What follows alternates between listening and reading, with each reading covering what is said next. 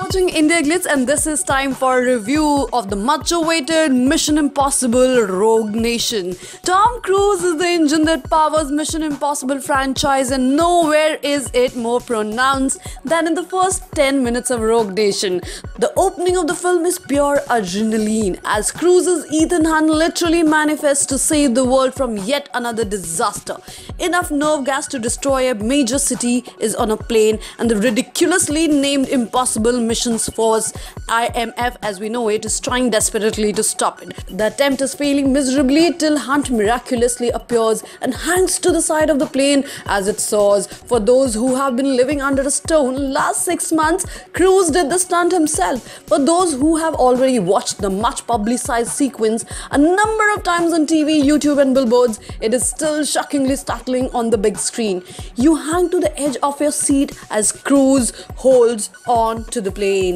The moment is over and Cruise still alive to do another stunt. You sit back in your seat to enjoy the lull after the storm. There isn't any. Mission Impossible is that kind of a film. The plane stunt is followed by assassination. An underwater thrill moment comes on its heels, trailed by a bike chase which culminates in an intense knife fight, an elaborate kidnapping, and a stupendous final set piece. The fans of Cruise and this franchise should know this by now. The man does not know when or how to stop.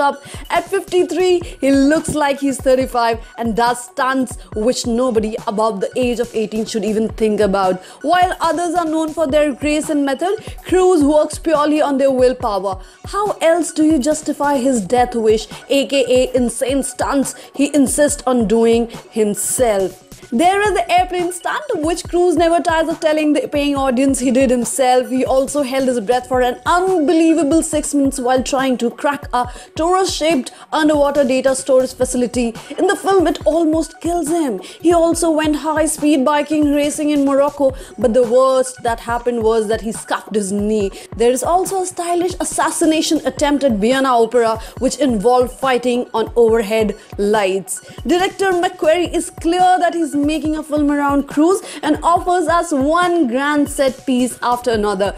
Cruise and McQuarrie have worked together in past and share a common vision for the film. He picks up the best elements from last 4 films and offers us a product which is a part of homage, part organic. All in all, this is a film which will keep you engrossed during its over 2-hour run. Like all other MI films, the story has some crater-sized holes, but then that's a discussion over a later date. We were never here for a script, were we? Instead, grab that popcorn and get ready to be hypnotized by Cruise and his perfect blockbuster with a perfect franchise formula.